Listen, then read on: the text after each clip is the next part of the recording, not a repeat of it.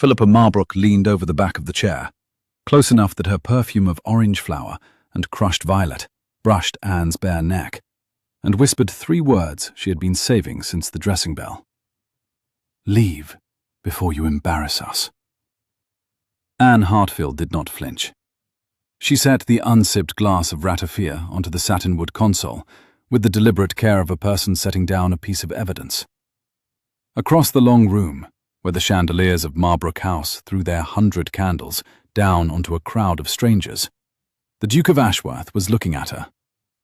He had been looking at her for some moments. Now his gaze did not move. Behind her, Philippa straightened.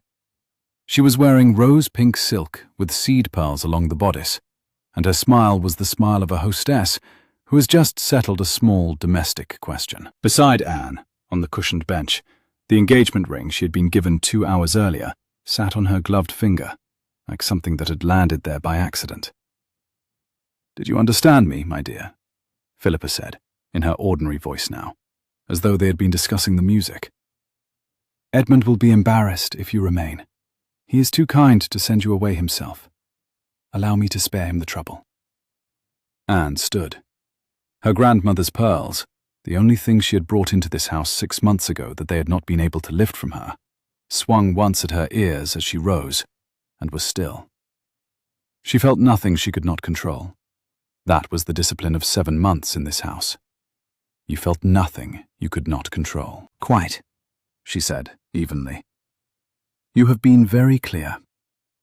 She walked the length of the long room, past the trio playing Pleyel, past the Dowager Lady Marbrook with her ostrich feathers nodding, past the small islands of silk and velvet and gloved hands holding glasses. And she did not look at the Duke of Ashworth as she passed within 4 feet of him. She did not look at anyone. She walked out of the drawing room and into the marble-floored vestibule, and there she stopped, because she had no coat, no carriage, and no place in London to go. The double doors of the drawing room opened behind her. They closed. "Miss Hartfield." It was the Duke. She had heard him speak only twice before, briefly, at dinners she had been seated at the opposite end of.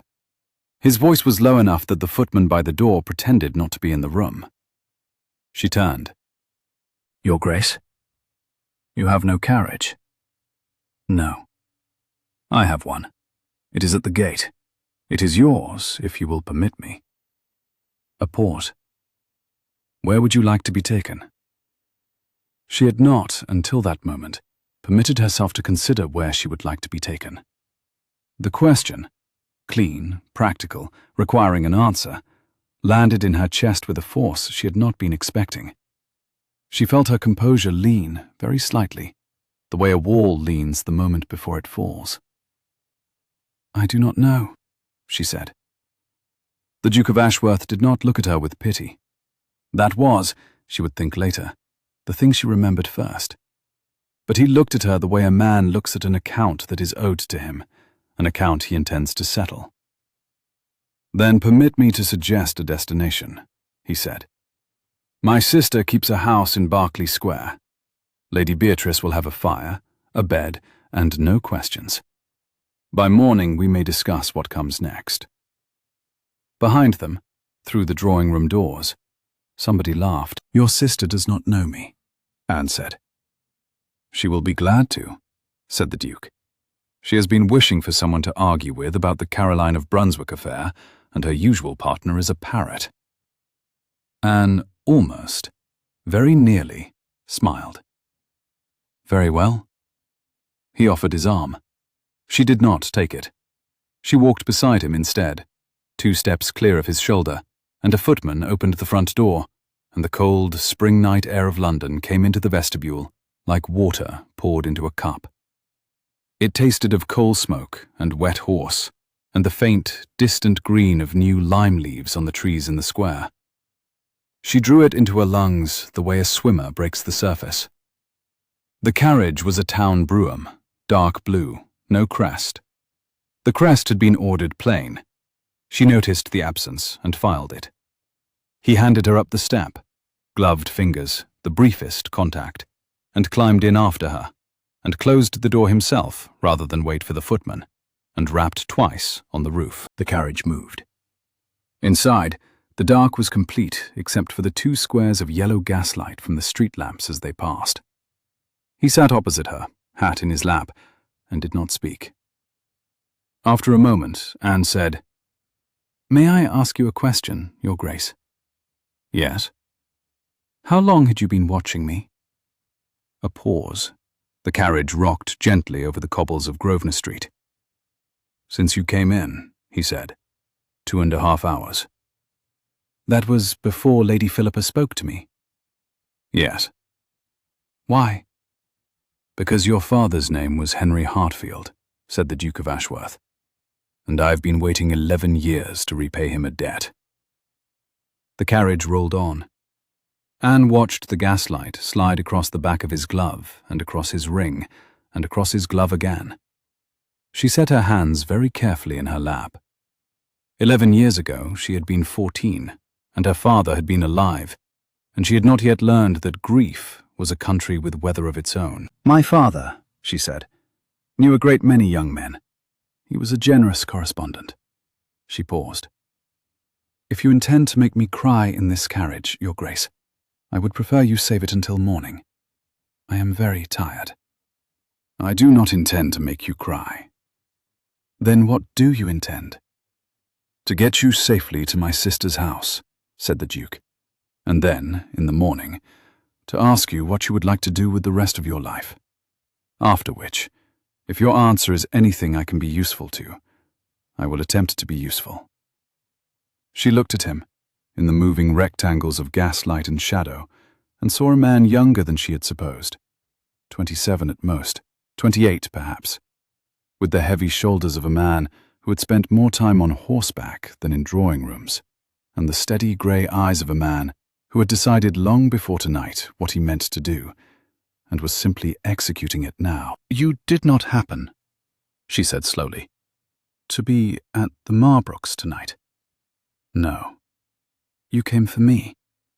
"I came," said the Duke, "to see whether what I had heard was true.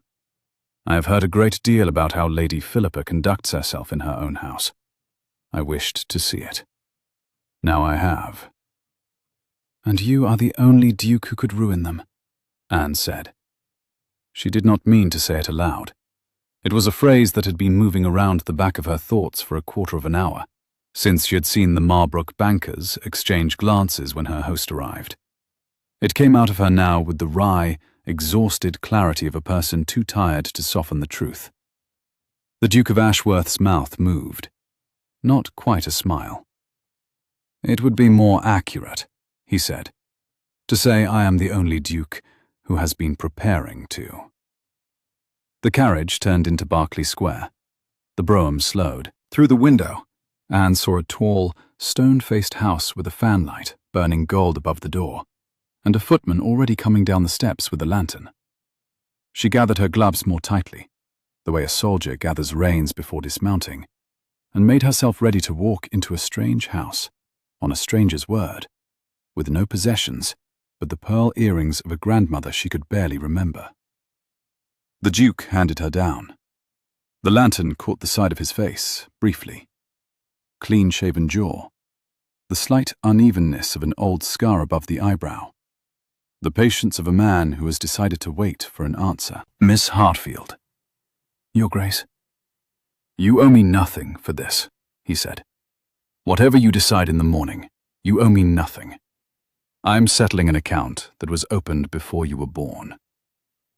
Anne said, "We shall see," because that was the only honest reply she had in her, and they went up the lantern-lit steps together to the door of Lady Beatrice Ashworth's house, and the door opened, and the night ended. Lady Beatrice Ashworth was 24, half a head shorter than her brother, with the same grey eyes and a head of dark hair piled in a riot of escaping curls, and she came down the stairs in a dressing gown of deep amber silk, holding a candle in one hand and an open book in the other.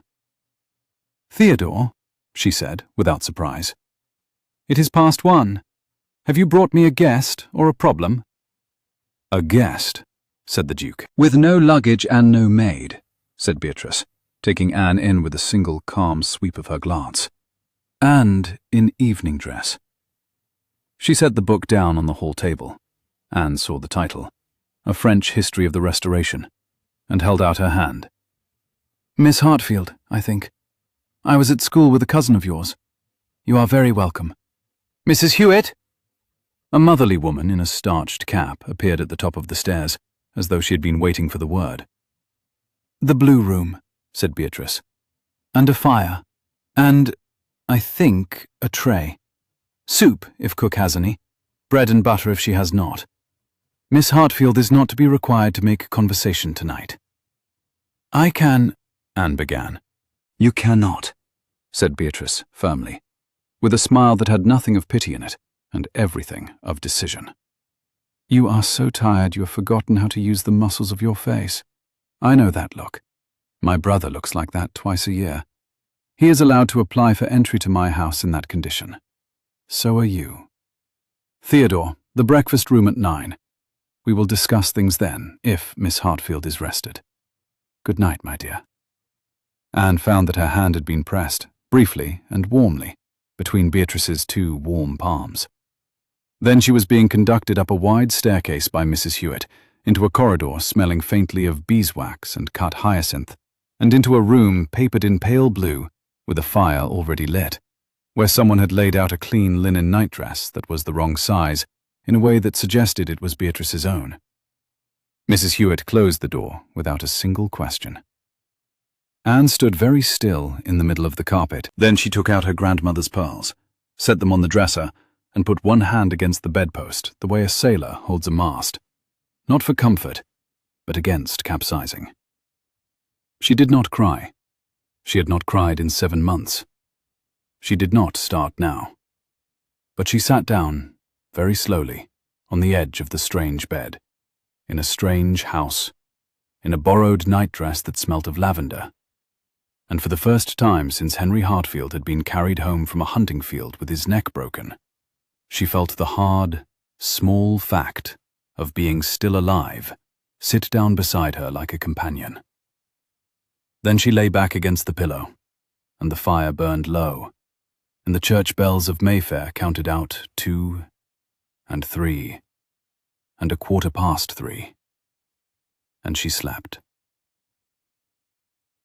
She woke to the smell of coffee. For a moment, in the blue-grey light of London morning, before the maids had come to draw the curtains, she did not know where she was. Then she remembered, in a single plain sentence delivered to her by her own mind. You walked out of the Marbrooks. There is no going back. She sat up. The pearl earrings were on the dresser. The dressing-table mirror reported a pale young woman with auburn hair coming down out of last night's pins, hazel eyes that had decided to be steady, and a mouth that had decided not to apologize. She did not know where her trunks were. She did not know whether the Marbrooks would send them. She did not know what she would wear to breakfast. A soft knock.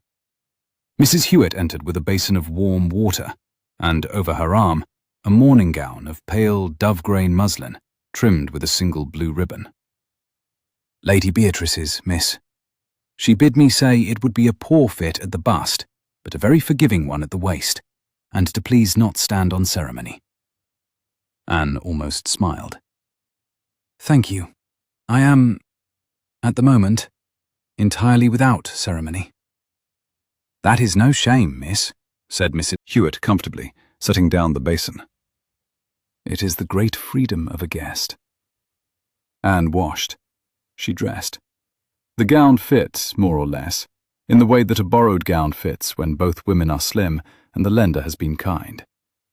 She pinned up her hair as well as she could without a maid, and she went down the stairs of a strange house in Berkeley Square on the morning of the first day of her independent life, holding her grandmother's earrings in one closed palm, because she had been too distracted to put them on. The Duke of Ashworth and his sister were already at breakfast. The breakfast room looked east. The morning sun came through the long sash windows in 3 clean rectangles and fell on a table laid with silver and white china and a bowl of cut hyacinth. And the Duke rose when she entered, as was correct, and Lady Beatrice did not, because she had already made it clear that she did not require Anne to perform. "There you are," said Beatrice. "Coffee or tea? Theodore has bullied cook into producing toast in the French style, which means it has been incinerated. Avoid the toast." "Coffee, please." The Duke poured it himself. He did this without fuss, the way a man pours coffee when he has long since decided it is not a task that requires a footman. He set the cup at her place. Their fingers did not touch this time. She noticed the not touching, and filed that too. She sat. She drank the coffee. It was excellent. After a moment, Beatrice said pleasantly, "I have written to the Marbrooks." Anne's cup stopped halfway to her mouth. "Have you?" A short note, politely worded, to the effect that you are with me, and that any luggage of yours that happens to find itself loaded onto a hackney coach by 10 this morning will be very gratefully received at the area door. I have implied, without quite saying so, that the Duke of Ashworth is taking a personal interest in your well-being. The Marbrooks, who have been borrowing rather rashly from one of my brother's banking acquaintances for some time now, will read between the lines. "Beatrice," said the Duke quietly. "I have not lied," said Beatrice. "I have informed." "You have arranged." "It is the same word in this house," said Beatrice. "Eat your incinerated toast." Anne set her cup down. She felt herself smile. Properly, this time. The kind of smile a person feels rising before they decide whether to let it. She let it. "You rode to the Marbrooks at, what, 7:30 this morning?" "7 exactly. I was awake, so was Mrs. Hewitt. The hackney is a private one, with my coachman's brother on the box. He has been instructed to refuse any inquiries except a polite goodbye." Beatrice buttered her toast. "I did not consult you, Miss Hartfield. I apologize for that. But I judged that if I waited until breakfast to ask, you would say it was not necessary, and that you would manage. And I judged that what you required this morning was for someone to manage on your behalf. For one morning only." Anne discovered, quite suddenly, that she had to set the coffee cup down because her hand was no longer entirely steady. She set it down. She put both hands in her lap, palms together, the way a woman holds her hands when she is making sure they will not betray her. "Lady Beatrice," she said, "I do not know how to thank you." "Then do not," said Beatrice cheerfully. "Eat, and, when you are ready, my brother has something to say to you which he has been rehearsing all night, and which he is, just now, dreading." The Duke set down his coffee. He did not look as though he was dreading anything, but he did, Anne saw, press his thumb very briefly against the gold of his signet ring, once, hard, before he spoke. "Miss Hartfield." "Your Grace?" "In 1808, your father lent me a sum of money that saved my mother's life. She had taken a fall in Wexford. A London surgeon needed to be brought quickly, and at that time my own affairs were in disorder. Your father heard of it, and rode to my aunt's house in the rain to offer the loan in person, with no security and no terms, on the single condition that I should never speak of it." He paused. Anne did not move. "My mother lived another 4 years. Your father died in 1815. I tried twice to repay the loan to his estate, but the estate had passed through 3 sets of solicitors, and the second set had irregularities that made it impossible to be sure the repayment would reach his daughter. By the time I had untangled the matter, the estate was gone. You were a ward of the Marbrooks, and I had been informed that you were to marry Lord Edmund. I did not, at that point, see how I could be useful. So I waited." "You waited?" Anne repeated. "I purchased certain Marbrook obligations as they came onto the market," said the Duke very evenly. "I had been doing so for 2.5 years. I now hold the majority of their unsecured debt. Last week I was informed by a friend in their bank that Lord Edmund's engagement to you was being publicly celebrated as proof that the family had, and I quote, secured the Hartfield estate against further leakage to creditors." Anne sat very still. "In short," said the Duke, "I learned that the marriage was not, on their part, a marriage. It was a debt management strategy. And I came to the engagement ball last night to see whether you knew. I did not know. That was clear. I had been told, Anne said slowly, that there was some Hartfield property, yet unsold, that my dowry had been arranged from it, that Edmund's father had done me the great kindness of housing me, and that the marriage was a matter of long-standing affection between the two families. Was it presented as a matter of affection? It was presented, said Anne, as a matter of inevitability, which, in the Marbrook house, is a different kind of pressure. Beatrice put her hand briefly over Anne's wrist and removed it. Miss Hartfield, said the Duke, I'm telling you because, as of this morning, you are the only person not in their employment who knows the actual financial position of the Marbrook family. That information is power. It is also heavy. I would like your permission to share that weight. Meaning? Meaning, said the Duke, that I propose to settle on you, in trust, an income equivalent to the loan your father made me, compounded at a fair rate over the years it has been outstanding. That income is yours, regardless of what you decide next. Walk out of this house at 11 and never see me again. Or remain in London under your own name, or take a cottage in Hampshire.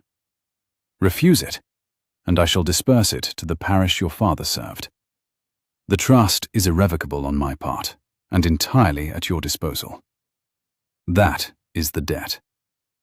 He paused. What I would like, separately from the debt, is your permission to act, with you and not on your behalf, in the matter of the Marbrooks. Lady Philippa whispered to you to leave because she imagined you were powerless. You are not. I should like that to become very widely known. The breakfast room was very quiet. Outside, in Berkeley Square, a milk cart was passing. Inside, the Duke of Ashworth was watching Anne Hartfield with no expression at all, which she now recognized as the expression of a man who had decided that whatever she answered, he would honor. She thought. She drank a sip of coffee, which had gone cold, and did not feel it. She set the cup down. Your Grace, she said. Miss Hartfield, I will accept the trust. I will not walk out of this house at 11, and I will give you my permission to act in the matter of the Marbrooks, but on 3 conditions. Name them. First, you will not attempt to spare me. Whatever you do, I do with you. I have spent 7 months being managed kindly by people who thought I could not bear to know my own situation. I cannot endure another minute of it. If we proceed as partners or not at all. The Duke's mouth moved, not quite a smile.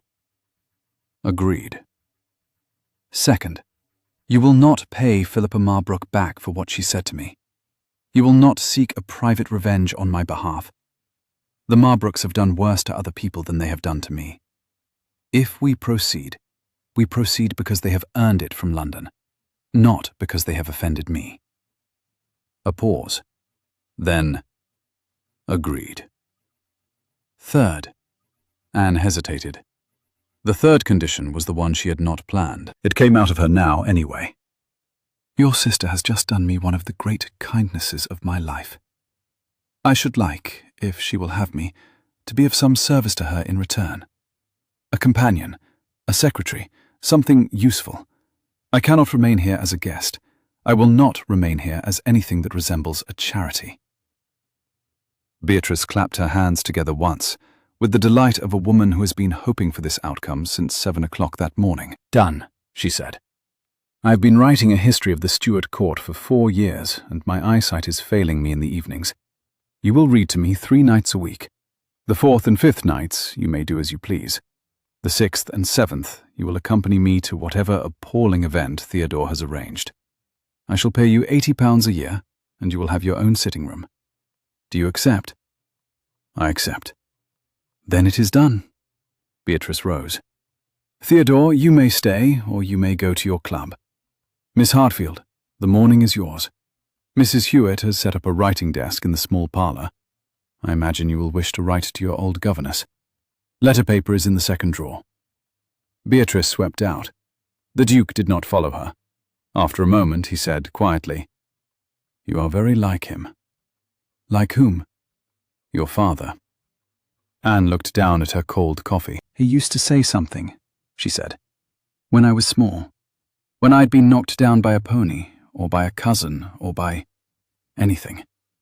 He used to say, 'Stand where you mean to be standing.'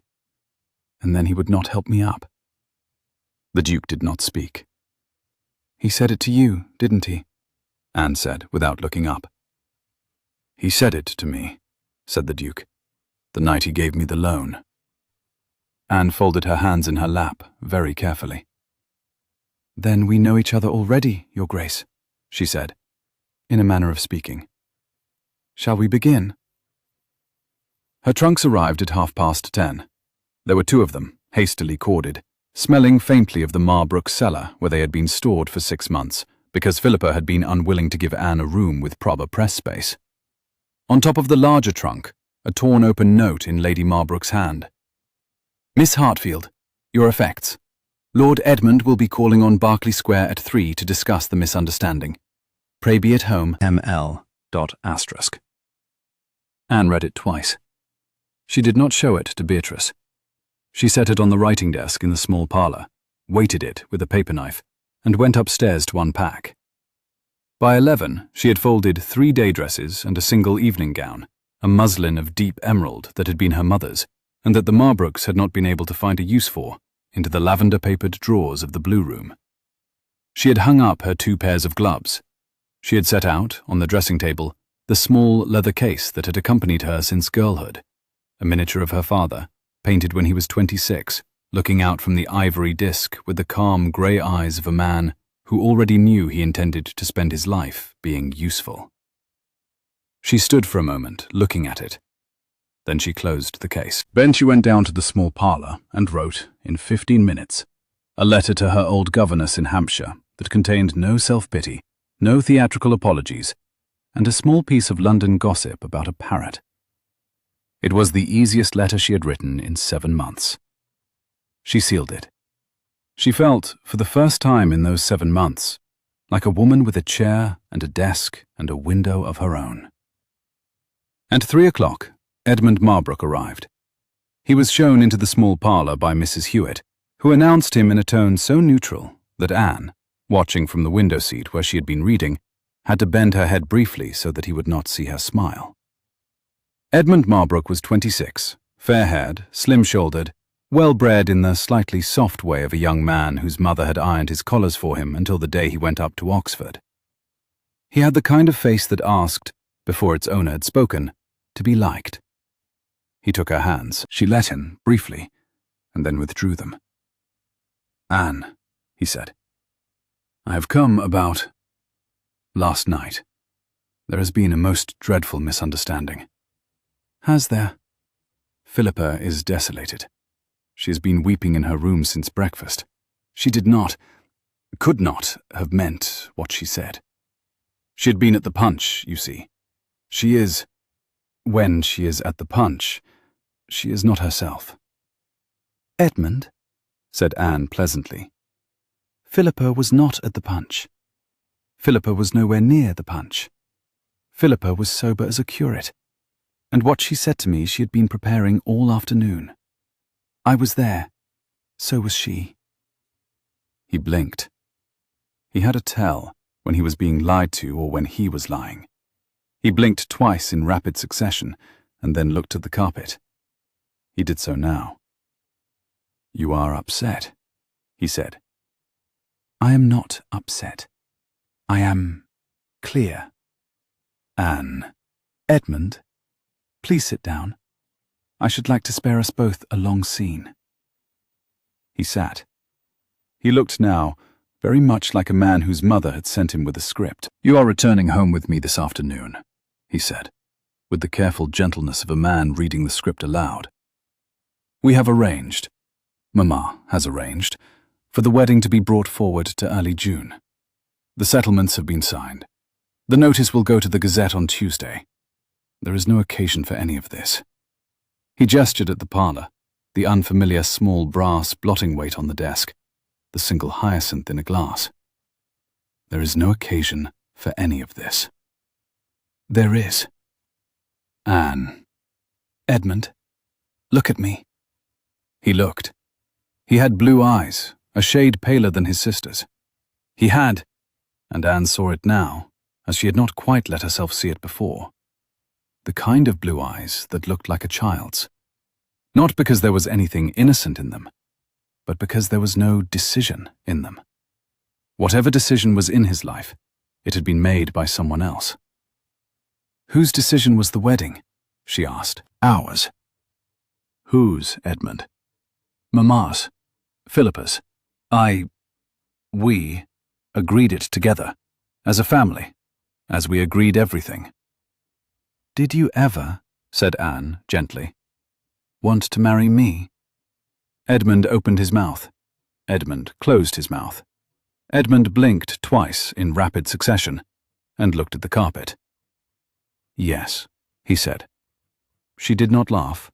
She did not weep. She felt, very faintly, almost sorry for him, for the third time in this conversation, and for the last. Edmund, she said, I cannot marry you. Not in June. Not next year. Not in any month any of us could think of. The reason is not Philippa.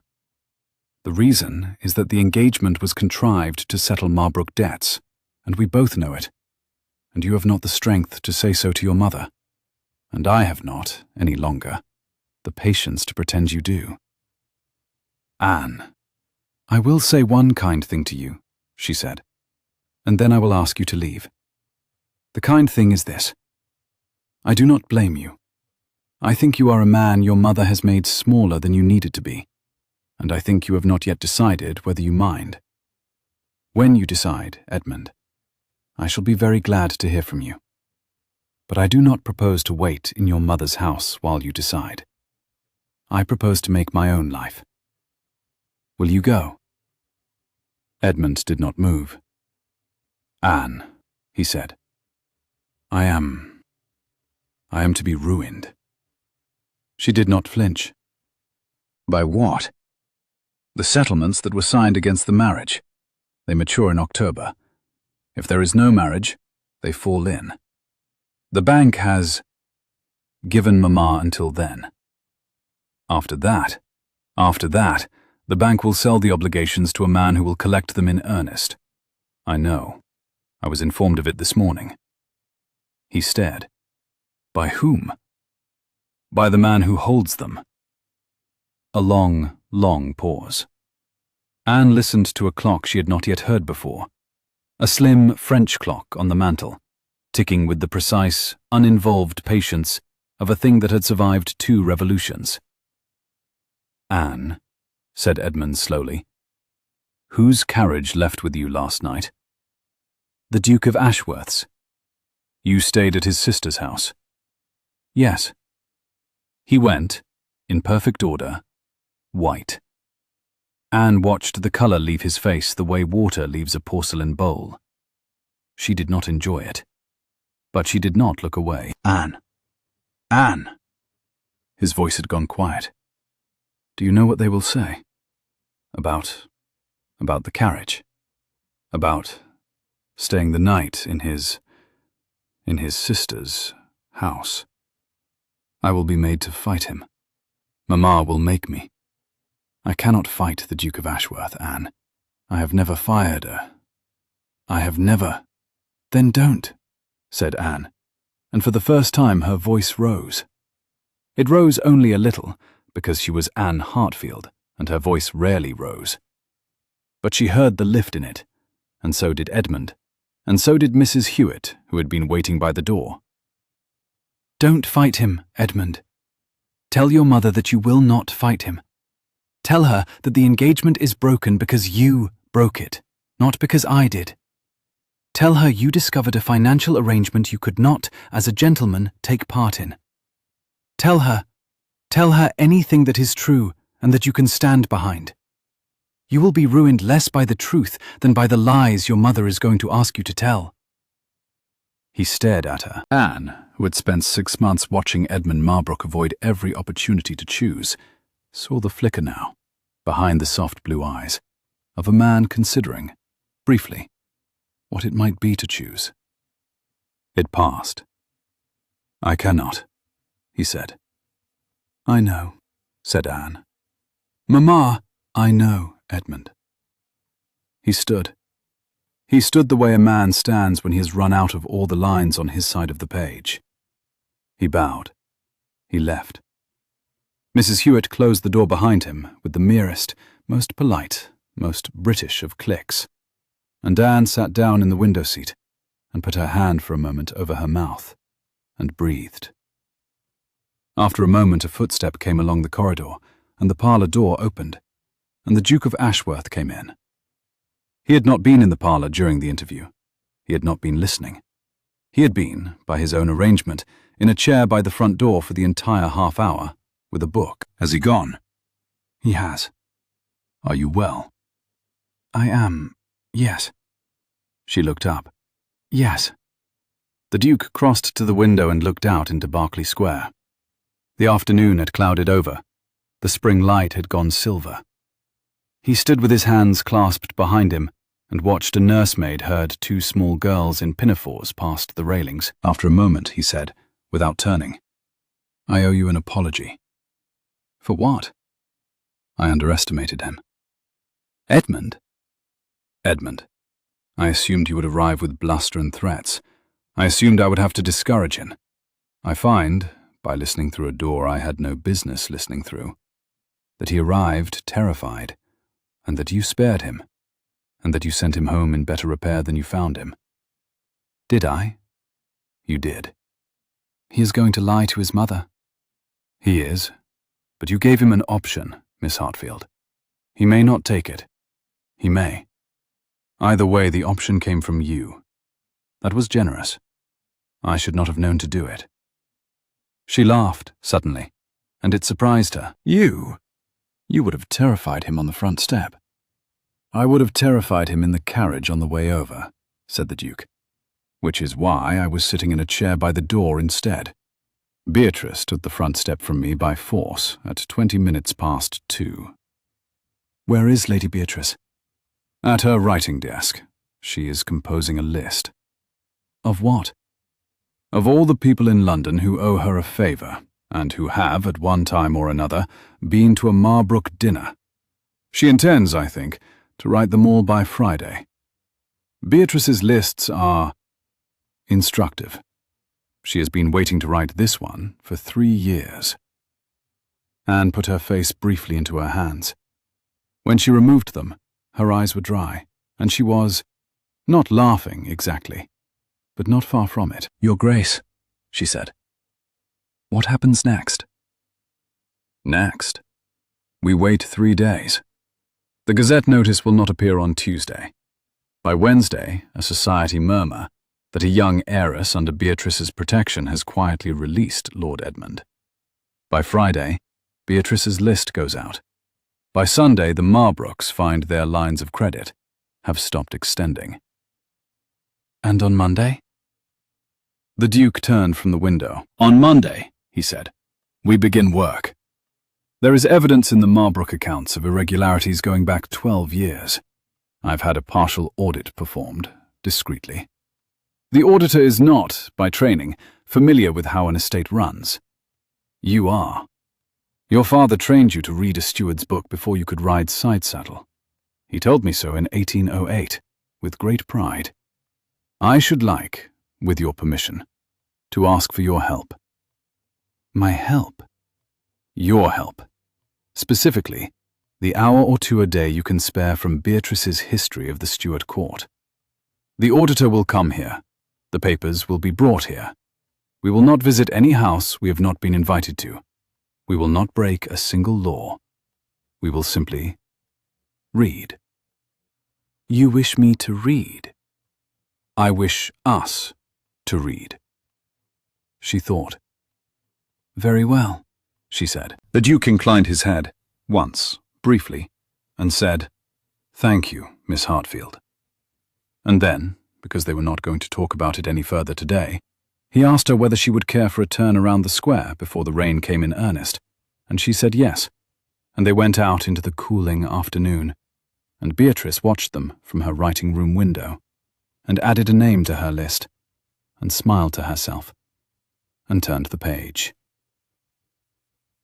The auditor's name was Mr. Bickersmith. He was a small, narrow, very quiet man in a brown coat, whose every pocket bulged with tied papers. He arrived at the Berkeley Square house on Monday at 9 in the morning, with 2 leather satchels, one for ledgers, one for correspondence, and a smaller bag from which, in the course of the morning, he produced 4 pencils, an apple, and a small canister of green tea that he insisted on brewing himself. The Duke set up the small parlour as a working room. The hyacinth was moved, the writing desk was extended with a leaf. By 9:30, the table was covered in ledgers, and the room smelt of old leather and beeswax. Anne came in at 9:45 in a plain morning gown of grey worsted. Beatrice had pinned a single sprig of rosemary to her shoulder. "For memory," said Beatrice, "and because you look entirely too solemn." "I am entirely too solemn." "Nonsense. You are dressed like a lady going to war. War requires a sprig of something." The Duke rose from a chair when Anne entered. Mr. Bickersmith rose halfway, blinked, sat down again, and then rose properly with a small bow of recovery. He had been told who Anne was. He had not been told that she would be working with him. "Miss Hartfield," said the Duke. "Mr. Bickersmith. Mr. Bickersmith, you will be working with Miss Hartfield, who knows estate accounts in the way that you know London banking, that is, professionally. Miss Hartfield, Mr. Bickersmith has been examining the Marbrook books for 3 weeks. He has questions. I think, before we proceed, you should hear what he has." Mr. Bickersmith looked, for the first time in 15 minutes, very nearly comfortable. He had a question. He put on his spectacles. He turned to the 3rd ledger from the left. "Ladies and gentlemen," said Mr. Bickersmith softly, "it is my opinion that the Marbrook estate has been, for at least the last 12 years, paying the wages of 19 tenants on the Greycoat Farms in Wiltshire, who do not, in fact, exist." Anne went still. The room went still. "Greycoat," she said. "Greycoat, ma'am. The Greycoat estate, lying west of Salisbury. It was attached to the late Mr. Henry Hartfield's holdings until, to my present understanding, 1815, when it passed by deed to the Marbrook family in lieu of certain debts. I have been unable to locate the original deed. I have located the entry of conveyance in the Marbrook ledgers. The conveyance is irregular." "Irregular how?" "In the matter of signature." The Duke had gone very quiet. Anne saw, in the corner of her eye, that his thumb had pressed once, hard, against his ring. "Mr. Bickersmith," he said, "whose signature is on the conveyance?" "Mr. Henry Hartfield's, sir, dated the 14th of October, 1815. "My father," said Anne, "died on the 5th of October, 1815. The room held its breath. Mr. Bickersmith took off his spectacles. He cleaned them with a square of yellow cotton. He put them back on. He turned the ledger toward Anne with the careful, sad courtesy of a man who has found a wound he cannot heal, but can, at least, dress. "That, Miss Hartfield," he said, "is what I have spent 3 weeks suspecting. I should like, very much, to be wrong." Anne looked at the page. The handwriting was a fair, slightly slanted hand that her father had not used since he was a young man in his 20s, when his fingers were lighter on the pen. By 1815, he had had a rheumatism in his right thumb that gave his signature a small, distinctive jog, visible in every letter she had received from him in the 4 years before his death. The signature on the page had no jog. "You are not wrong," said Anne quietly. "The signature is forged." "I am sorry, Miss Hartfield. don't be sorry. Mom, don't be sorry, she said again, and her voice this time was the voice she had used in the carriage on the night of the ball.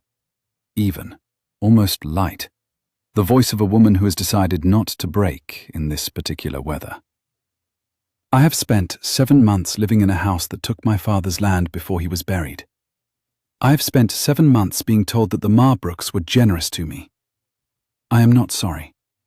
I am clarified. She set her hand flat on the page beside the forged signature. She looked at the Duke of Ashworth. He met her eyes. Your Grace, she said. Miss Hartfield. Greycoat was my mother's house. I was born there. My father is buried in the chapel there. I would very much like Greycoat back. Then we will get it back. Within the law. Within the law. How long? 6 weeks, said the Duke. 8 at the worst. Mr. Bickersmith's audit, plus a sworn deposition from the Marbrook estate steward, who I have reason to believe will swear it without resistance. After that we shall require a private hearing in Chancery. Lord Eldon owes me a court day. 8 weeks, said Anne. Very well. Let us begin. Mr. Bickersmith took up his pencil. The Duke seated himself at the far end of the long table. Anne opened the second ledger from the left and began to read down the columns of the year 1815 with the focused, unhurried attention of a woman who had been waiting, although she had not entirely known it, to do exactly this for 7 months. By noon, they had found 3 more forged signatures. By tea, 6. By dinner, the Duke had sent a private rider to a man in Wiltshire, and Anne worked on by candlelight beside the man who had, 11 years before, been given a loan in the rain by her father, and who was now, page by page, settling a debt that had grown a great deal larger than any of them had reckoned. The work had a rhythm. Mornings were Mr. Bickersmith's. Green tea, a pencil sharpened to a needle, ledger after ledger placed in the centre of the long table, while he and Anne read the columns aloud, item by item, the way 2 people might read the lines of a play. The Duke arrived when his work permitted, stayed as long as he was useful, and when he had nothing to add, he left them to it. By the end of the first week, Anne could tell, without looking up when he came into the room, the soft creak of the carpet by the door, the faint smell of the open air on his coat. She would feel her shoulders, of their own accord, lower a 1/4 of an inch when he entered. After the first week, he had taken to setting a small glass with a fresh cut of hyacinth at the corner of her ledger when he came. He did this without comment. He took our mother 1 cut flower at every visit in the last year, Beatrice said, on the Saturday, walking in the garden. He said it kept his hands occupied on the road. I have always thought it kept something else occupied. I tell you because I would not like you to misread it as routine. Beatrice, I am not in a position. Of course you are not. My brother, said Beatrice cheerfully, has promised himself he will not say a single thing to you, on any subject not strictly to do with the audit, until Greycoat is back in your name. I tell you only because it would be unfair to make a promise like that, and have nobody warn you that he has made it. You are warned. I shall now stop interfering. Thank you. Beatrice slipped her arm through hers, briefly. I have wanted a sister since I was 8. Theodore is no substitute. On the Monday of the second week, Edmund Marbrook called again. Mrs. Hewitt did not show him in. She did not, in fact, allow him past the front step. She returned to the small parlour with a card on a silver tray and a faintly amused expression. Lord Edmund, she said, is requesting an interview. He says it is urgent. He says he has, and I quote, Ma'am, information that Miss Hartfield will wish to hear. Show him in, said Anne, before the Duke could speak. The Duke looked at her. You are sure? I am sure. In here? With the ledgers? In here, with the ledgers. Mr. Bickersmith, I am very sorry. Would you mind closing that book and sitting on it for a 1/4 of an hour? Thank you. Mrs. Hewitt, show him in. Edmund came in. He had not slept. That was visible from the door. His collar was less than perfect. His hair, parted with the usual care, had a stray, fair lock falling over one temple that he had not bothered this morning to push back. He stopped at the centre of the carpet when he saw the Duke. He looked from the Duke to the table, to Anne, and back again. His mouth opened. His mouth closed. "Lord Edmund," said Anne pleasantly. "Anne, Miss Hartfield, Your Grace, forgive me. I had hoped to find Miss Hartfield alone." "Anything you have to say to Miss Hartfield," said the Duke evenly, "you may say in front of me, or you may say in your carriage on the way home. Miss Hartfield's choice."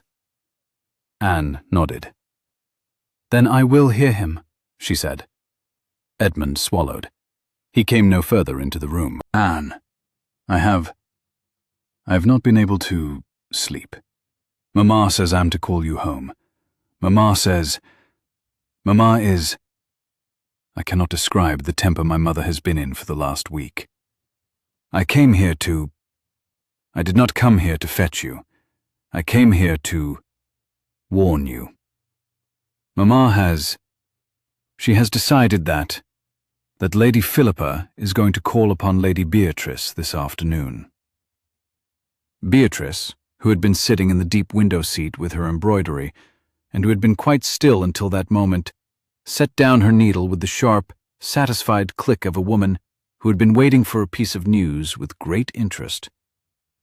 "Has she?" said Beatrice. "Yes, my lady." "With what intention, Lord Edmund?" "With the intention," said Edmund miserably, of having a frank, sisterly conversation with Miss Hartfield. With the intention, Mamma hopes, of persuading Miss Hartfield to return home before the matter goes further. And your sister has agreed to make this call?" "Eagerly, my lady." "At what o'clock?" 3. Beatrice rose from the window seat. She crossed to the bell. She rang it. "Mrs. Hewitt," she said when the housekeeper appeared, "I shall be receiving Lady Philippa Marbrook at 3 o'clock. The drawing room, tea, the little Sèvres cups, the green ones, the almond biscuits, the card tray on the small table by the fire. And Mrs. Hewitt, I should be very grateful if Miss Hartfield's tray were laid up here in the small parlour at 3:30. Miss Hartfield will be working through the afternoon and is not, on any account, at home today."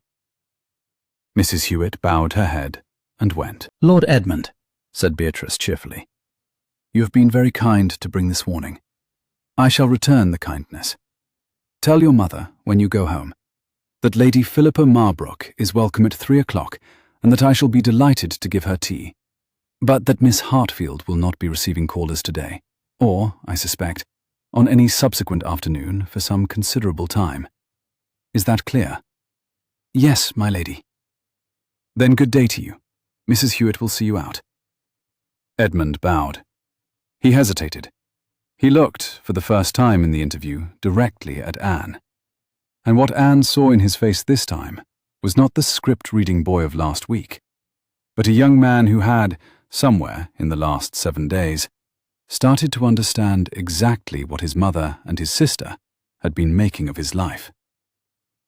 "Anne," he said, very low. "Edmund, I am sorry. I know you are. I will tell my mother. I will tell her what you said about choosing. I will try. That is all anyone can ask." He bowed again, more steadily, and went. When the door had closed, Anne sat down. Mr. Bickersmith, from his chair, slid the ledger out from under himself and reopened it without a word.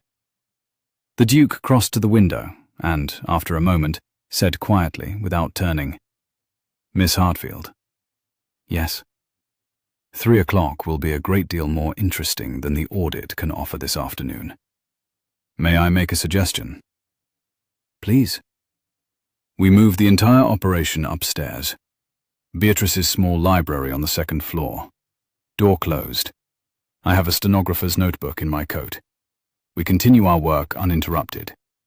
Beatrice receives Lady Philippa alone. Beatrice alone? With Philippa? The Duke turned at last. He was, Anne saw with a small, surprising flicker of pleasure, actually smiling. A thin, very contained smile that reached the eyes only. Miss Hartfield, I know you have been with my sister only 10 days, but I have lived with my sister for 24 years. I should like, for once in my life, to be in the room above the room when Beatrice receives a woman who has come to bully one of her people. I shall not interrupt. I shall not, however, miss it. Will you join me? Anne looked at him. She thought about the 7 months of Philippa's small, wounding kindnesses and great public cruelties. She thought about all the afternoons she had spent in the Marbrook drawing room, perfectly silent, while Philippa told her how lucky she was, in her circumstances, to have been taken in.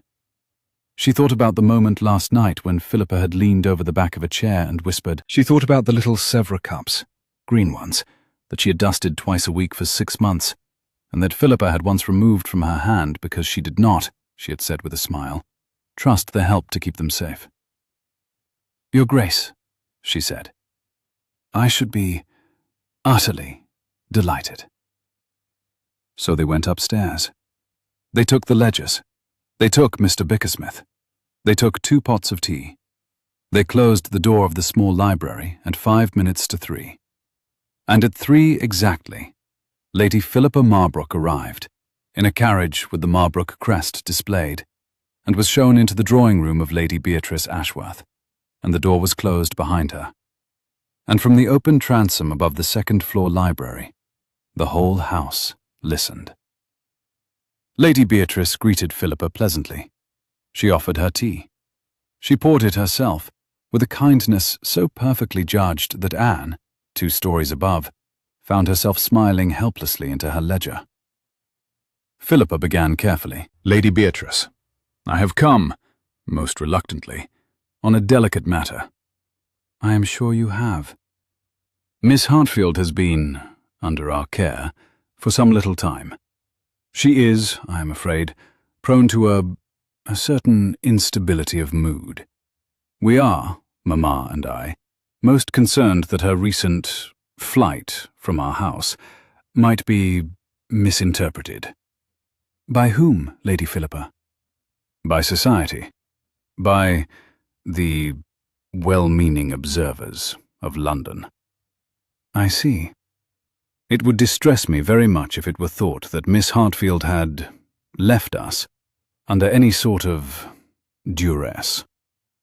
Beatrice's voice, when it came, was the same voice she had used at the breakfast table on Anne's first morning. Clear, warm, perfectly courteous. Anne had learned, in 10 days, to identify the precise note Beatrice used when she had decided to be nicer to a person than they could possibly tolerate. My dear Lady Philippa, said Beatrice, what an excellent thing it is that you have come. I have been wishing for an opportunity to set your mind quite at rest. Miss Hartfield is an old family friend. She has come to me on a long visit. There is no duress whatsoever. There is nothing to misinterpret. I cannot imagine, truly I cannot imagine, what poor friend of yours could be putting such anxious notions into your head. Have a biscuit. Lady Beatrice, the almond ones are particularly good. Cook makes them with rose water. Lady Beatrice, I had hoped Miss Hartfield would receive me for a few moments. Oh, my poor dear, did you not have my note? Miss Hartfield is engaged this afternoon. She is engaged most afternoons. She is, alas, not free. Have another biscuit.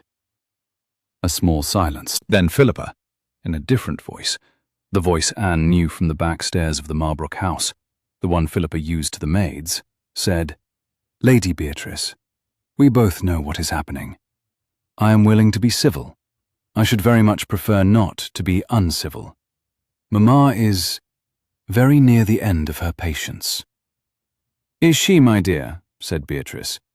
How tired she must be. There will be talk.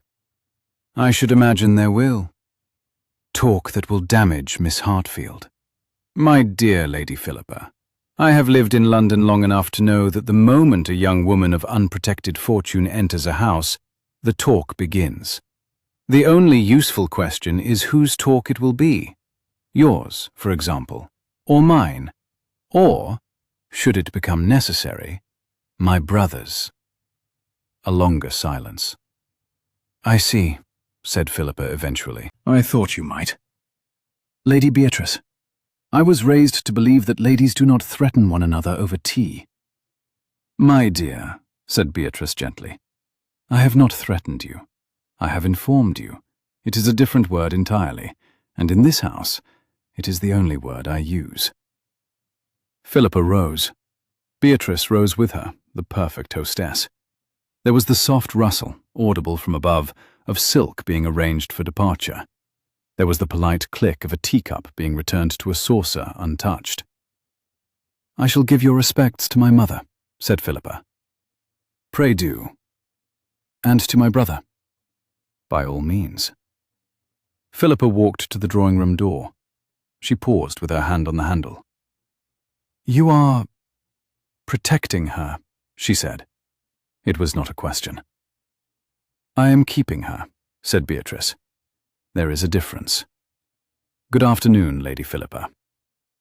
The drawing-room door opened, then closed. The front door, downstairs, opened and closed.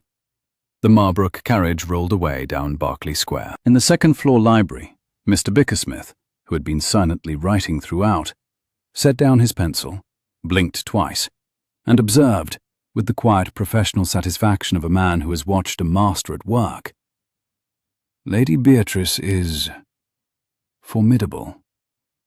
The Duke laughed. It was the first laugh Anne had heard from him. It was a quiet, surprised, absolutely unguarded sound.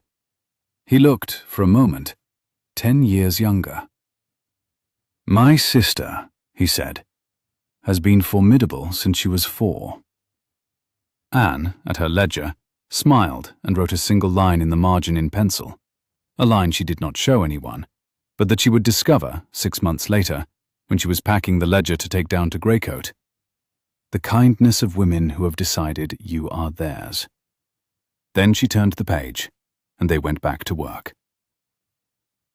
The next escalation came on Friday. It came not from Philippa, who had, to Beatrice's quiet enjoyment, gone into a sulk and was reportedly refusing to leave her dressing room, but from Lady Marbrook herself. The Dowager wrote, on her crested paper, in her own hand, to the editor of the Morning Post. The letter was a model of injured maternal feeling. It described, at length, the strange and sudden indisposition of the dear young Miss Hartfield, and the most painful disruption this had caused to the wedding plans of her son, who has shown himself in this matter the very pattern of forbearance. The letter did not appear in the Morning Post. It did, however, find its way, via a junior clerk in the Post's offices, who had been dining the previous Tuesday at the Berkeley Square house, and who had been waiting, with delicate amusement, for exactly such a letter, onto the Duke of Ashworth's breakfast tray on Saturday morning. The Duke read it twice. He folded it. He passed it to Anne. He poured her coffee. Read this, he said. Then tell me whether we hold our hand or move. Anne read it. She read it twice. She set it down. Move, she said.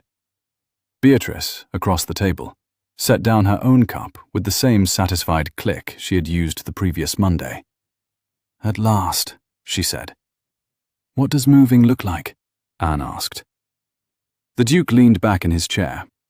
For the first time since she had known him, he looked not pleased, exactly. Pleased was a word for smaller men. He looked settled, as though a thing he had been turning in his hands for a long time had at last warmed to his palm. Moving, he said. Looks like the audit complete by Tuesday. A private letter Wednesday from a man at the Bank of England to the Marbrooks' principal banker, requesting a quiet consolidation of their lines. A paragraph in the Gentleman's Magazine Thursday concerning irregular conveyances out of the Hartfield estate in 1815. A private interview Friday with Lord Eldon, for which Beatrice has already secured a date. And on Saturday, our presence at Lady Constance Lacey's Spring Benefit Ball, where Lady Marbrook will be, for the first time in the season, quite publicly not looked at. "All of London will be at the Lacey Ball," said Beatrice. "Lady Constance never forgives the people she does not invite. Everyone goes." "Everyone goes," said the Duke. Anne sat very still. The morning sun came through the window and caught the silver of the coffee pot. She thought of Philippa in rose-pink silk. She thought of Philippa 6 months ago, the day after Anne's first appearance at the Marbrook breakfast table, telling her, with a smile, that Anne must not feel awkward at a public ball. "People of your station are quite expected to remain seated." "Will I," said Anne carefully, "be expected to remain seated?" "Anne," said Beatrice with a slow, delighted smile. "Anne, my darling, you will be expected to lead the second set, with my brother, who has already arranged it with Lady Constance. Lady Constance is on my list. Lady Constance has already this morning sent over the order of dances. The second set is yours." "Beatrice?" "Yes?" "What am I going to wear?" "Ah," said Beatrice, "I had hoped you would ask. Madame Florine has been waiting for 10 days to be asked. I have a carriage at 12. We are going to Madame Florine's now. She has, preemptively, set aside a length of ruby silk velvet that she thinks would not suit anyone in London but you. I told her you would not let her be wrong. Drink your coffee. We leave in 20 minutes. Madame Florine, a sharp, small Frenchwoman with the quick, exact hands of a born dressmaker, pinned the velvet at Anne's hip with a gesture so deft, Anne never saw the pin enter the cloth. The gown, when it was complete, would be the deep ruby of a glass of Burgundy held against firelight. The bodice would be modest by the standards of the season, the sleeves short and full, the only ornament a single line of dark gold trim at the hem. "You will not wear jewellery," said Madame Florine. "The throat is the gown." "My grandmother's pearl earrings," said Anne. Madame considered, then nodded once. "The pearls, yes. The pearls are witness." In the carriage on the way home, Anne discovered a pair of dark gold dancing slippers and a small evening fan painted with white hawthorn flowers beside her on the seat, where Beatrice had quietly placed them. She turned, ready to protest. Beatrice held up one gloved hand. "Anne, we agreed that for one season I would manage on your behalf. I am managing. I'm also enjoying myself enormously. The argument is closed." Anne sat with the parcel in her lap and felt something she had not felt for so long that she had to give it a moment to identify itself. It was anticipation. The Lacey Ball was held on the Saturday in a townhouse on Park Lane that had once belonged to a king's mistress, and that, in consequence, had ballroom doors so wide that a carriage could, in principle, have been driven through them. The marble floor of the entrance hall was lit by sconces. The chandelier in the great drawing room had been polished for 2 days. The orchestra, 15 pieces, brought up from Vauxhall, was already tuning when the Ashworth carriage joined the long line of carriages along Park Lane. Anne sat very still inside the carriage, between the Duke and Beatrice. She had been asked twice by Mrs. Hewitt that afternoon whether she was warm enough. She had been asked once by the Duke whether she was breathing. She had laughed then. She was breathing now, with attention, the way her father had taught her to breathe before a difficult horse. In for 4, out for 6. The ruby velvet shifted around her ankles as the carriage moved forward. The dark gold slippers caught the light from the sconces along the road. At her ears, her grandmother's pearls, her grandmother's witness, held very still. The Duke spoke, very quietly, without turning his head. "Miss Hartfield." "Your Grace." "Whatever happens in there, I want you to know one thing. 2 things. First, Beatrice and I will not leave this house until you do. If at any moment you wish to go, you have only to look at me. We will go. There is no minimum. There is no obligation. We are here because we chose to come, and we will leave when you choose to leave. Thank you. The second? The second, said the Duke even more quietly, is that you are the most dangerous person in any room you enter tonight. The Marbrooks do not know what we know. They do not know what is in Mr. Bickersmith's audit, or what was sent to the Bank of England yesterday, or that Lord Eldon is hearing a private petition on Tuesday. They believe you walked out of a ball 19 days ago in a fit of pique, and that, with sufficient pressure, you may be persuaded to walk back in. They are wrong. That asymmetry is your weapon. Use it kindly. Use it once. Use it well. The carriage stopped. The footman opened the door. The light of the Lacey townhouse fell across Anne's lap. She stepped down. The Duke followed. Beatrice followed. They went up the steps together. "Lady Beatrice Ashworth," called the majordomo. "His Grace the Duke of Ashworth, Miss Anne Hartfield." A pause, fractional, perfect, between the second name and the third. The pause was the sound of half the room turning its head. Anne walked into the ballroom on the Duke's right and Beatrice's left, and 100 candles caught the ruby velvet, and her grandmother's pearls swung once and were still. And across the long room, where she had known they would be, because Beatrice had a copy of Lady Constance's guest list, Lady Marbrook and Lady Philippa and Lord Edmund were standing in a small island near the orchestra, and Philippa, in cream silk and rose-coloured roses, was laughing with a dowager Anne did not know, and Philippa's laugh stopped, exactly as a clock stops, when Philippa saw who had come in. Lady Marbrook went white, and she went red. Then she composed her face, which was the face she had worn for 40 years, with the weary skill of a woman who had been composing it since before Anne was born. The orchestra struck up the first set. Anne did not watch the Marbrooks. She watched instead the Duke. He gave her his arm. She took it this time. They walked together down the side of the ballroom, past the long row of gilt chairs, past the open windows that gave on to the dark spring garden, past the punch table where the dowagers had collected.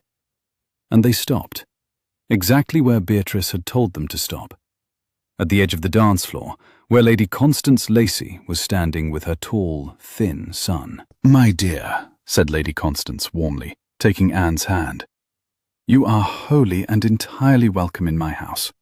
I should like to present you to my son, Mr. Frederick Lacey, who has been wishing for an introduction. Frederick, Miss Hartfield. Miss Hartfield, my Frederick." Frederick Lacey bowed. It was a deep bow. It was the bow of a young man who had been thoroughly briefed by his mother about which young woman this evening was being publicly received. "Miss Hartfield," he said, "the honour is mine." Anne curtsied. The first set was forming. She gave her hand to the Duke for the second, as Beatrice had arranged, and she and the Duke took their place at the head of the floor, exactly opposite the place where the Marbrooks were standing, and Lady Constance, with the calm, steady deliberation of a great hostess making a permanent statement, began the dance herself, with a partner of her own choosing, and the orchestra moved into the first figure, and London, almost the whole of London, saw that Miss Anne Hartfield, niece by marriage of nobody in particular, was tonight standing up in the second set with the Duke of Ashworth. The Marbrooks did not move. The dance began.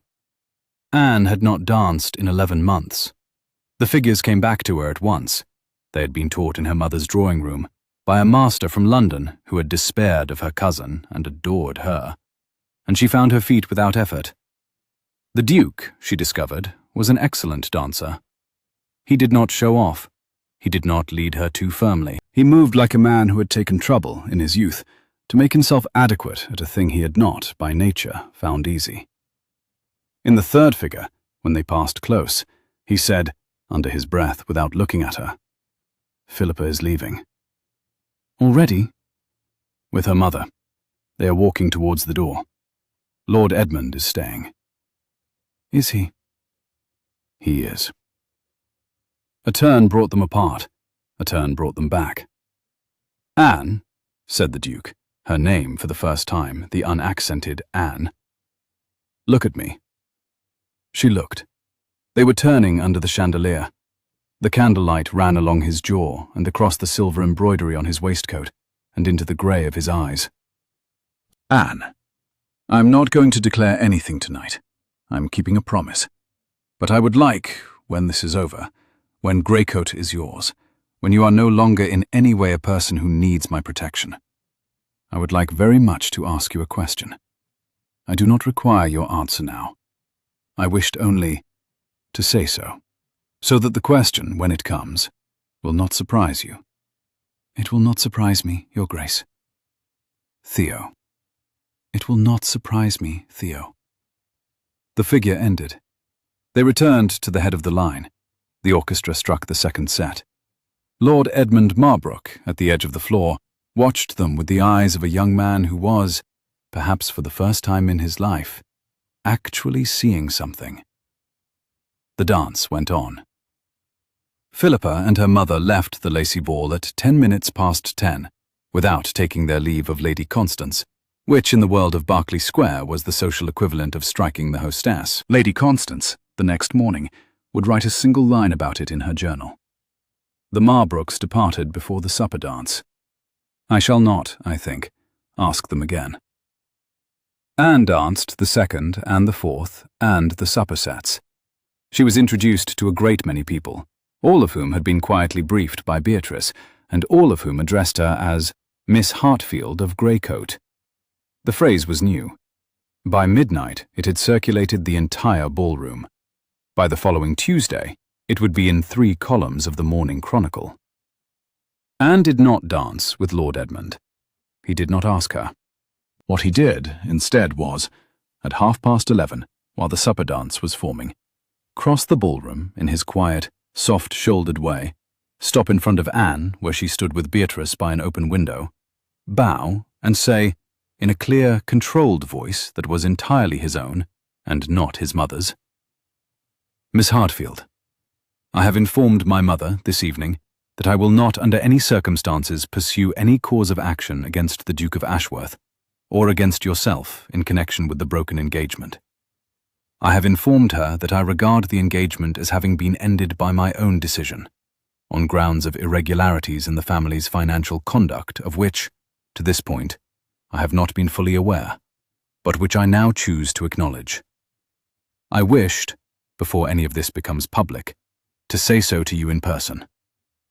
I hope very much that you will accept my apology." Beatrice, at Anne's elbow, said nothing. The room around them, sensing the small, charged quiet, drew back a half-step. Anne extended her hand, not for a bow, not for a kiss, but as one extends a hand to a person one has decided to forgive. "Lord Edmund," she said, "I accept." He took her hand. He bowed over it. He did not kiss it. He returned it. "I shall not trouble you again," he said. "I do not believe you will be a trouble." He bowed once more.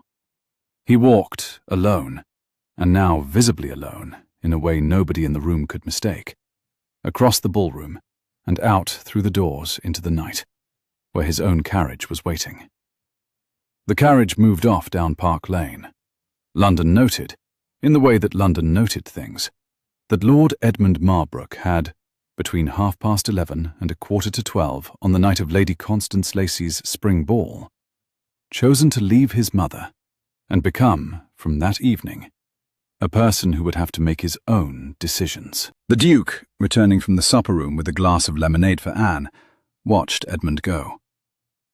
"Well," he said. "Well," said Anne, "he will not be ruined." "No." "He may even be useful."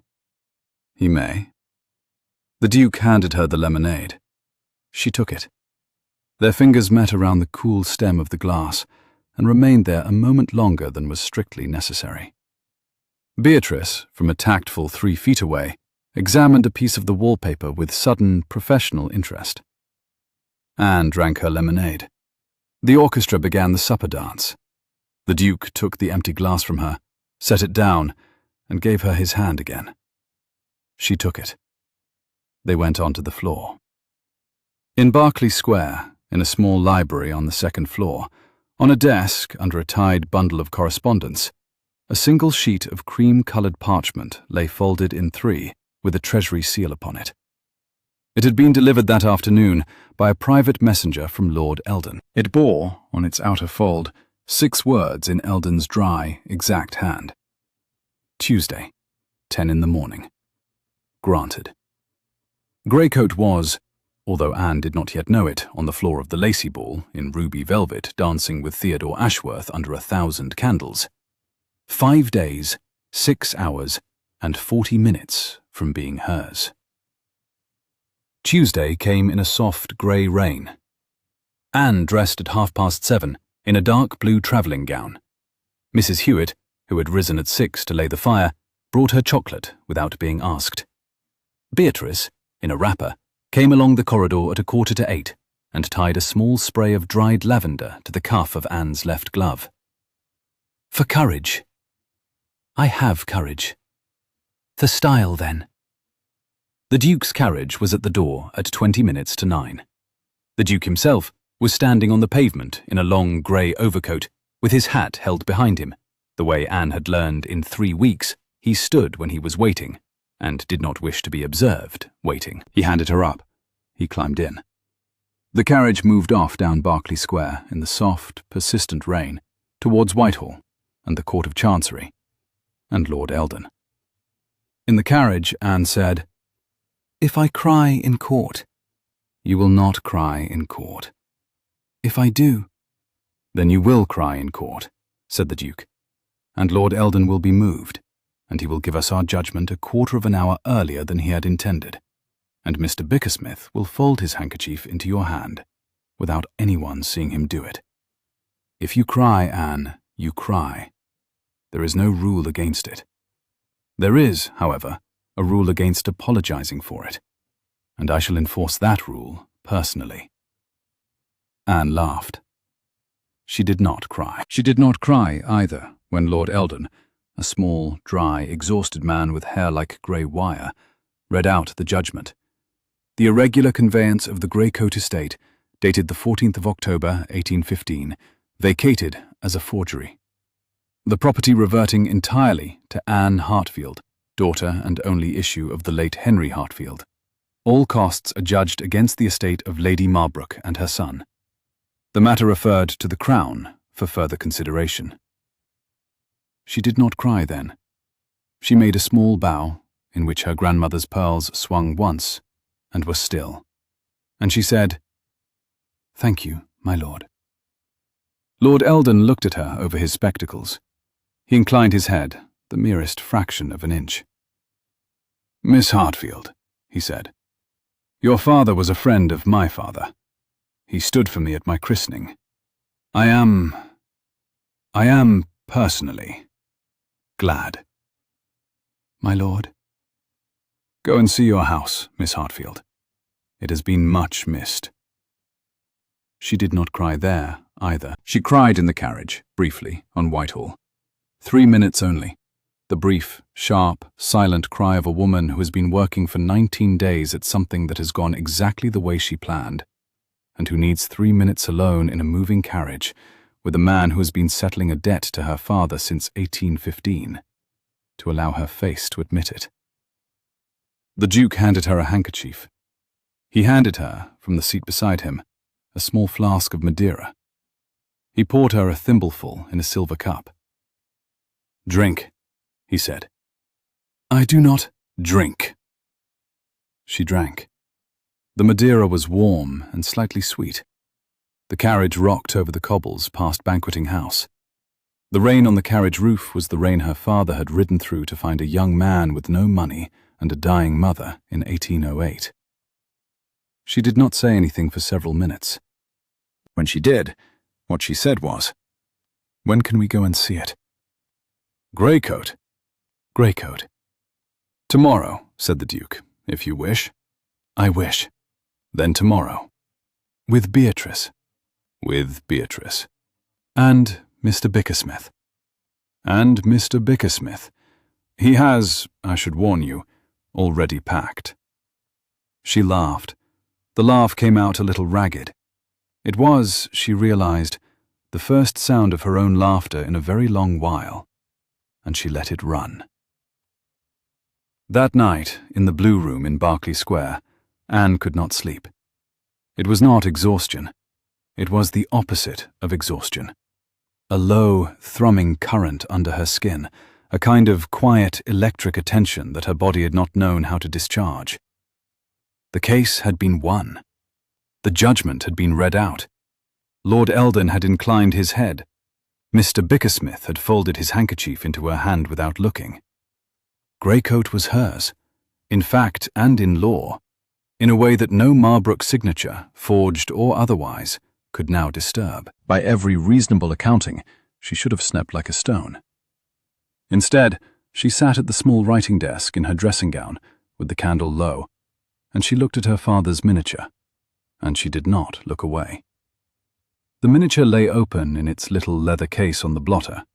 Henry Hartfield, 26, looked back at her in oils, clean-shaven, clear-eyed, a thin line at the corner of the mouth where a lifetime's habit of not quite smiling had already begun. The portrait had hung in her father's dressing room until 1815, and had then disappeared, into one of the Marbrook trunks, she now knew, and out of one of those trunks into a drawer of the Blue Room, on the morning after she had walked out. She had not, until tonight, taken it out. She had not been ready. She turned the miniature, slowly, in its case. The back was the back of any miniature. Green-grey velvet, somewhat moth-mottled, with a small oval of glass set into it, under which her mother had, at some point in the 1790s, slipped a single curl of dark hair, tied with a thread of gold silk. Anne had known about the curl since she was 9. She had not, until tonight, looked at it closely. Now she did. The thread of gold silk, on close attention, was not a thread of gold silk. It was a single fine line of writing on the smallest possible strip of paper, rolled tight as a needle, and only the gold-painted end of it had been visible from outside the glass. Her mother, her quiet, careful mother, who had read Maria Edgeworth and trained roses and made brown bread, and who had, as it now appeared, possessed one further small private competence, had hidden, in the back of the miniature, a paper she had wished her daughter to find. Anne looked at the curl of hair and the little gold-painted spike of paper for perhaps 90 seconds. Then she stood up. She crossed the room. She opened the writing desk's lower drawer, took out the small horn-handled penknife she had used as a girl, sat down again and, with the slow, exact attention of a surgeon who had learned to keep her hand still through harder things than this, eased the back of the case open. The little gold-painted strip slid out into her palm. She unrolled it. There were 11 words. Greycoat is yours. The house, the land. Look in the long gallery. Her mother's hand, older than the portrait. Hurried, but not panicked. Anne sat very still. She had known, of course, that Greycoat was hers. The afternoon's judgment had said so in 5 paragraphs of dry court Latin. But this small note, written, by the look of the hand, perhaps 3 weeks before her mother's last illness in 1814, and slipped into the back of a portrait of a man already a year gone by then, said something different. The Marbrooks had, at the time of her mother's death in 1814, not yet seized Greycoat. The forged conveyance was dated 1815, 6 months after both parents were gone. Whatever her mother had meant by the long gallery had been hidden before the Marbrooks came. It had been waiting, undisturbed, for an unspecified daughter, for an unspecified day. The candle made its small, steady sound. Outside in Berkeley Square, a single late carriage went past, its wheels muffled on the cobbles by some recent rain. The London bells counted out the half-hour after midnight. Anne folded the small paper in half. She slid it, very carefully, into the back of her father's miniature, beside the curl of hair, and pressed the case shut. She set the miniature in the center of the blotter. She blew out the candle. She did not sleep at once, but she sat for a long time in the dark of the blue room, with her hands folded in her lap, looking at the dim suggestion of a bedpost against the curtain. And what she felt, for the first time in 11 years, was not loss. It was an instruction. She had been left an instruction. In the small hours, somewhere between 3 and 4, she finally slept, and her last thought before sleep was the long, unbroken row of 8 tall windows in the Greycoat Long Gallery, the way the light came through them in the late afternoon, and the way her mother, slim, dark-haired, never very still, had liked to walk that gallery before dinner, with one hand drawn lightly along the panelling, counting, as she went, the small carved roses set into the wood. They set out the next morning at first light. The carriage rolled out of Berkeley Square in the pale, watered grey of 5:30, milk carts and night soil men still moving in the thin London dawn, and by the time the 4 horses had reached Hyde Park Corner, the first edge of cold blue had begun to show along the eastern roofline. Anne sat by the window, with her gloved hands tucked into the deep pocket of her travelling cloak, and watched the city give way, in long, quiet stages, to country. Beatrice, opposite, was making a list on a small pad balanced on her knee. The Duke, beside Anne, was reading a letter. Anne breathed in slowly, 4 counts. She breathed out, 6. She had not, until the carriage moved, allowed herself to know that she was afraid. "Anne," said Beatrice without looking up, "you are breathing in the wrong rhythm. You are breathing as though you were about to swim a long way underwater." The Duke turned a page of his letter. Without looking up, he said, mildly, "Beatrice, leave her alone. She is breathing as her father taught her to breathe. It is the breathing for difficult horses. It is excellent breathing." Beatrice subsided into her list with the dignified muttering of a woman whose advice has been overruled by the exact authority she had appealed to. Anne felt her mouth lift very slightly at one corner. By Staines they had crossed the Thames. The road climbed onto Surrey heathland, dropped through the long beechwood at Hook, climbed again towards the bleached chalk country above Basingstoke. Anne sat with her hands folded and watched the country come towards her. Fields of new green wheat, hedges thick with cowparsley. She did not weep. The country was the country of her childhood, and her childhood had not gone anywhere. It had simply waited for her.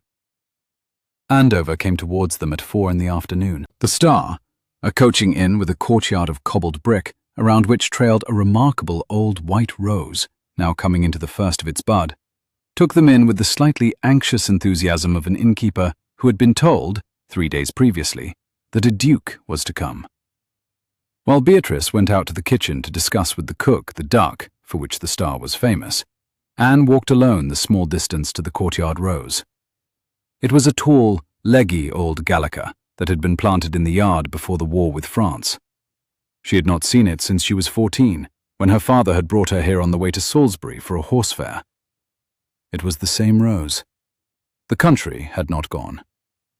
She had been about to turn from the rose to go back across the courtyard when Mr. Bickersmith came out of the small side door of the inn at a quicker pace than she had ever seen him take. He had a folded paper in his hand, and the slightly frowning expression of a man whose long professional habit of not being surprised by paperwork had for once been disturbed. "Miss Hartfield." "Mr. Bickersmith?" "There is a letter for you, under cover. The landlord says it was brought by a private rider at 1 o'clock this afternoon. Sealed, addressed to Miss Hartfield. Expected to lodge tonight at the Star, Andover. The rider would not give a name, he would not eat. He paid for the letter's keeping and rode out at once." He held out the paper. Anne took it. The hand on the outer cover was Edmund Marbrook's. She knew it at once. Round, soft-shouldered, slightly hesitant at the start of every word. Exactly as he wrote it. She broke the seal. The letter was short.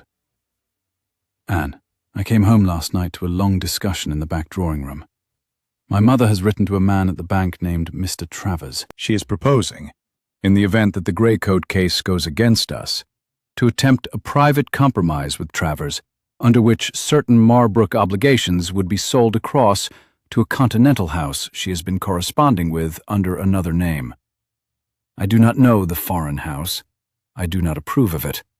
I thought you should know. Marbrook. Anne read it twice. She folded it. Mr. Bickersmith, Miss Hartfield. Please ask the landlord whether the writer is still in the town. If he is, do not approach him. Simply find out. Then come to me.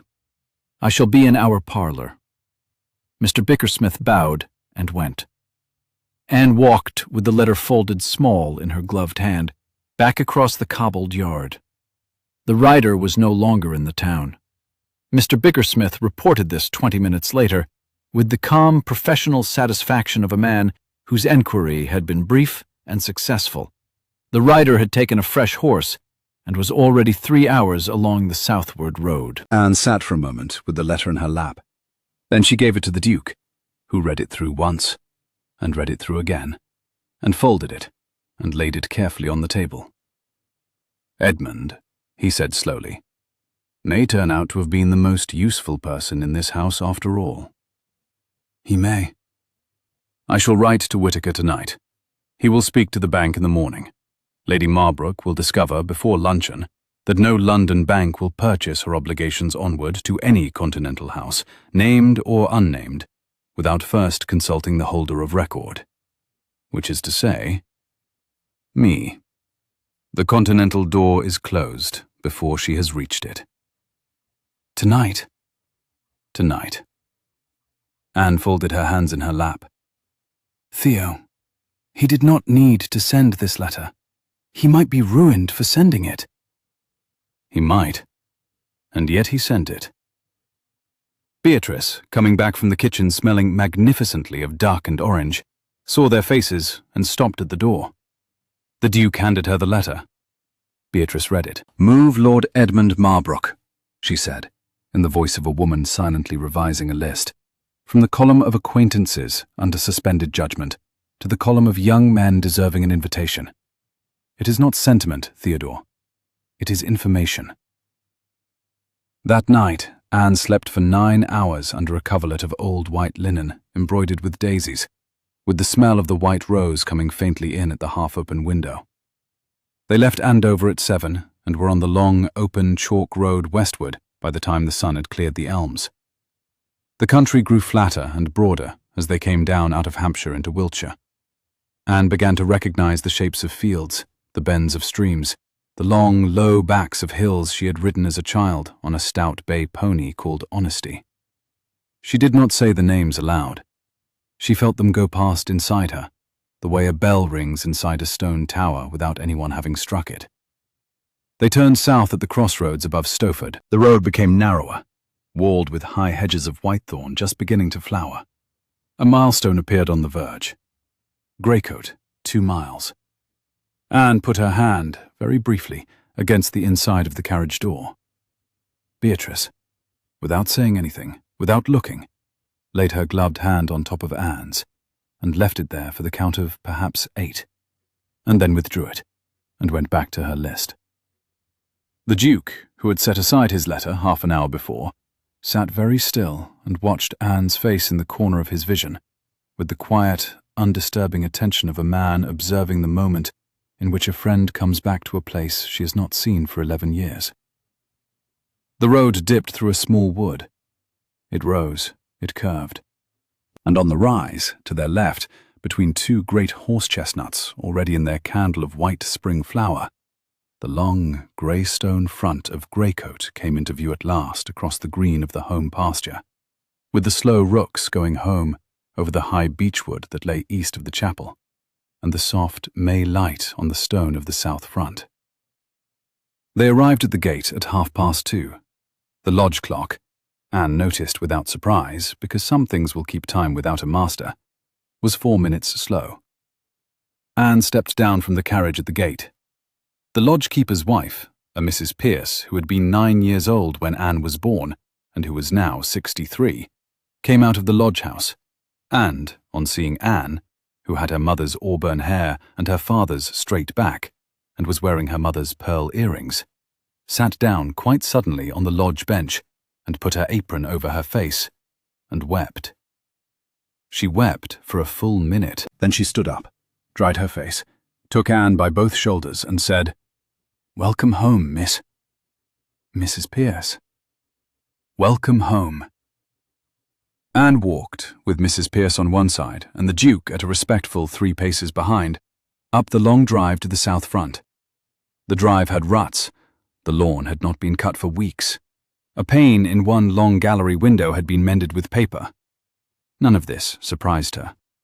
The bones of the house, the warm grey stone, the stepped gables, the long avenue of limes behind the chapel, were as she had remembered them every night, in every dream, since the carriage that had carried her north to the Marbrooks had taken its last look at this drive in March of 1815.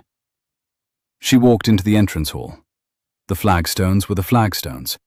The umbrella stand was the umbrella stand, an ugly carved bear holding out a brass tray, a thing her father had brought home as a joke from a sale in Salisbury when she was 6. The bear was still there. She put her hand on the bear's nose, briefly. The brass was cold. Then she walked through the long gallery to the library, and the library was, yes, the library. Bookshelves to the ceiling, with the gaps where the Marbrooks had taken away the 4 volumes of her father's Pliny and the 3 volumes of her mother's Maria Edgeworth. But otherwise, the library, with the Indian red carpet, with the high tall window that looked out onto the rose garden, with the scratched ink stain in the shape of a dog on the corner of the great table where her father had spilled an inkpot in 1810 and refused to have the table revarnished because, he had said, it was now an improvement. The ink-stained dog was still there. Anne sat down in her father's chair at the table. She did not cry. She had cried in the carriage on Whitehall. She had run out, that day, of crying. Instead, she pressed both hands flat onto the cool surface of the table beside the ink-stained dog and breathed in the smell of beeswax and old book paper and, through the open window, the cold green smell of the box hedges in the rose garden, which she had not smelt in 11 years, and which she had not, until that moment, allowed herself to remember she missed. Behind her, the Duke of Ashworth said, very quietly, "Anne." "Theo." "Stand where you mean to be standing." She turned to look at him. He had stopped just inside the doorway. He was holding his hat against his chest, and he was, she saw, holding it the way a young man holds a hat at a funeral. His face was, for once, perfectly readable. A man who had spent 11 years repaying a debt, and who had, in this moment, in this room, finished repaying it. "I am standing where I mean to be standing," Anne said. "Yes." "Thank you, Your Grace." "Theo." "Thank you, Theo." They looked at each other across the Indian red carpet. Beatrice, in the doorway behind him, said briskly, "Mrs. Pierce, my dear, is there a tea kettle in this house?" "There is, my lady." "Then for the love of all that is holy, let us put it on. Theodore, stop standing about. Anne, my darling, I have a list. Mr. Bickersmith, get out the inventory. Greycoat, listen to me. Greycoat needs running." They stayed at Greycoat 3 days. In those 3 days, the household, the Pierces, an old gardener named Tom Webb, a half-blind cat named Mrs. Whittaker, gathered around Anne the way bees gather around a queen returning to a hive long queenless. The broken window was measured for new glass. The roses were pruned by Anne herself with her mother's old secateurs. Henry Hartfield's grave was found exactly where Anne had left it 11 years before, with a single sentence. He was generous. On the second morning, Anne walked the long gallery alone. It ran the whole length of the south front, 8 tall sash windows on one side, 8 panels of dark oak on the other. The floor, a long, unbroken stretch of Cornish slate that her mother had insisted on, against the advice of every architect available between Salisbury and Bristol. The morning sun came in through the 8 windows in 8 clean rectangles. The dust danced in them. Anne walked from the eastern end to the western end, with her hand drawn lightly along the panelling, counting, as her mother had counted, the small carved roses set into the wood. There were 48 roses. She had counted them as a child. She had counted them now. She did not know. She had not, then, allowed herself to know what she was counting them for. She knew now. Somewhere along the panelling, a rose had to differ. She walked the gallery a second time. She walked it a third time. On the fourth pass, she walked it slowly, with the very tips of her fingers. And on the fourth pass, at the center of the western half, on the third panel from the chimney-piece, one of the small carved roses moved very slightly under her fingers when she pressed it. The carving had been hinged. The hinge was tight, but it had been used once and had been put back without locking. She slid the rose aside. Behind it, there was a small recess, perhaps 8 inches deep, perhaps 4 wide. A single tied bundle of papers wrapped in oilcloth. Anne took the bundle out. She sat with it on the long oak window seat and opened it slowly. The original greycoat deed, intact, under her father's hand and the crown seal of 1798. 3 letters her father had written to her mother during the war. A sheet of every greycoat tenant's rent for 10 years past in her mother's clear copperplate. And one further small folded paper that she put aside in the deepest pocket of her travelling cloak to read alone later. She replaced the rose. She tested it twice. It held. She wrapped the rest of the bundle and went down to the library, where Mr. Bickersmith was already at the great table with the home farm receipts, and she set the original deed in front of him, without speaking. Mr. Bickersmith took it up, put on his spectacles, looked at it again, and said softly, "Your mother was a thorough woman." She was. It is useful, occasionally, to have been raised by thorough women. That evening, in her father's chair in the library, with a single candle, Anne opened the second small folded paper. It was a list, in her mother's hand, the names of 3 neighbours of the Hartfields in 1813, who had, her mother believed, been party to the proposed transfer. Beneath the names, her mother had written, "None of these men is to be ruined. They are merely to be informed that the inheritance was always to be Anne's. M.H. March 1814. Anne folded the paper and set it beside the miniature. She would follow her mother's instruction. She would not ruin 3 further families. She would simply, at some future date, send each man a polite note. She would inform. It was, she had learned in 7 months, the most useful word a woman could possess. Anne knelt at the grave. The Duke stood at the chapel door, hat in hand, 3 paces back. She did not say anything aloud. She did, however, in her head, give her father a brief and accurate report of the previous 19 days. And when she had finished, she stood up, brushed the moss off her gown, and went out into the May afternoon. The Duke was waiting. "Anne," he said gently. "Thea, I have a question." "You have?" "I have." He crossed the chapel yard. He stopped a foot from her.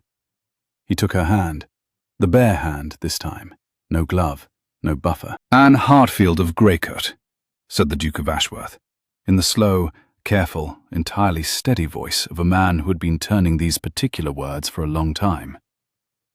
"I am no longer in your debt. The trust is yours. The house is yours. Lord Eldon's judgment is on file. The Marbrooks are, by the close of this week, finished. There is, between us, no longer a single, practical, reason for me to wait."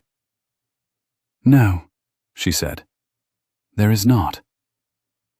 "Will you, at some point in the next year, at any pace you choose, at any conditions you set, consider becoming my wife?"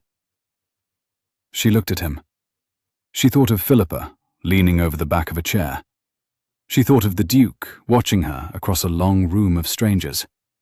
She thought of a carriage in a dark street, and a man who had been waiting 11 years to repay a debt he had been forbidden to speak of. She thought of a hyacinth on the corner of a ledger. She thought of her father, riding through rain in 1808 with a purse he had not been asked to carry. She thought of the words on his grave. He was generous. She thought of all of these things in the chapel yard at Greycoat, with a man holding her bare hand. "Theo," she said. "Anne, I have one condition." He smiled, for the second time only that she had seen. "Name it." "You will not pay Philippa Marbrook back for what she said to me. I have already won. I do not need her to suffer. I should like her to be survived.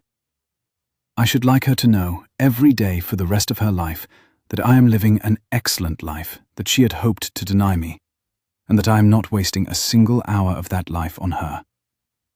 Can you live with that?" "Yes." "Then yes," said Anne. "I will marry you, at any pace, on any terms, with great pleasure. Yes." The Duke of Ashworth, Theodore, kissed her in the chapel yard at Greycoat in May in 1819. It was a careful, slow, entirely unhurried kiss. The kiss of a man who had been holding his hand from a thing for a great deal longer than he had been holding his hand from this. Her grandmother's pearls swung once at her ears, and were still, and the rooks went home over the high beech wood. Beatrice, who had been standing in the chapel doorway with Mr. Bickersmith, for purposes, she said, of professional supervision, turned around and walked, very quickly, the long way back to the house. They were married at Greycoat in the chapel on the 18th of June. It was a small wedding. Beatrice was bridesmaid. Mr. Bickersmith gave the bride away. He had asked for the honour with great delicacy, and had wept exactly once during the rehearsal, and not at all during the ceremony itself. Mrs. Pearce held the prayer book. The cat, Mrs. Whittaker, slept on a cushion in a side pew. Anne wore a gown of pale ivory silk, no ornament, her grandmother's pearls. The Duke wore a coat the colour of the deep blue of an early summer sky after rain. They exchanged their vows. The parson, an old man who had baptized Anne, pronounced them married. They walked together out of the chapel into the chapel yard, where the rooks had not yet woken, and where the morning sun was beginning to come up over the high beech wood. Lord Edmund Marbrook was not there. He had written a careful, brief, proper letter of congratulation from Sussex, where, Beatrice's network reported, he had taken a small house and was working with a new steward to settle what remained of his family's estate, and had begun to study, with a tutor, the management of land. He would, Beatrice's letters reported, be a serviceable man eventually. Eventually, Beatrice wrote, is more than his mother ever was. Lady Marbrook had, by the end of May, quitted London for Bath. Lady Philippa had been seen in Bath on her mother's arm, in a gown that the Bath Chronicle did not describe with any kindness. Anne did not, day by day, trouble to think of them. In the way of people one has finally outlived, they had simply stopped. 6 months after the wedding, on a cold, bright December afternoon at Greycoat, Anne was seated at her father's table in the library, working through a sheaf of receipts from the home farm, when Theo came in, carrying a single small, white hyacinth, forced in the glasshouse Mrs. Pearce had restored, and set it at the corner of her ledger. Anne looked up. "You have been doing this," she said, "for almost 8 months. "I know." "It is winter. You cannot be cutting these out of doors." "I have a glasshouse." "You have a glasshouse for hyacinths." "I have a glasshouse," said the Duke of Ashworth, sitting down on the corner of the table beside her, "for one specific person who once worked at this exact desk on a Marbrook ledger in the spring, and who looked up from the column once when I came in, and made me realize I had been waiting 15 years for that look. The hyacinths are merely the operational expression of the policy." That is the most pompous sentence you have ever spoken. I know. I love it. I know. He kissed her, gently, briefly, and stood up, and went out. And Anne sat for a moment with her hand resting on the cool cream column of the small white hyacinth, and her eyes on the slanting winter light coming through the long library window onto the Indian red carpet, and the ink-stained dog on the corner of the table, and the rooks going home over the high beechwood. She did not, in that moment, remember Philippa Marbrook. Some hours later, putting the candle out and closing the ledger, and walking the long stone passage to the bedroom that had been her mother's and that was now hers, she remembered, briefly, the whisper at the back of the chair. "Leave before you embarrass us." She smiled. She had left. She was not embarrassed. Greycoat was hers. The rest of her life was hers, and she meant, in fact, to be standing in it. She blew out the candle. If you have ever stayed long enough to be told to leave by people who had never once asked you to stay, you know the particular silence that comes after. And you know, too, that the truest revenge is not the pain you give back. It is the life you build afterwards, quietly, with the sort of friends who keep lists in your favor and who arrive at your door at 1 a.m. with a fire and a tray and no questions. May we all have such friends. May we all walk through the marble vestibule into the spring night and discover that the carriage we did not know was waiting. Stand where you mean to be standing. I shall see you by the fire. Good night.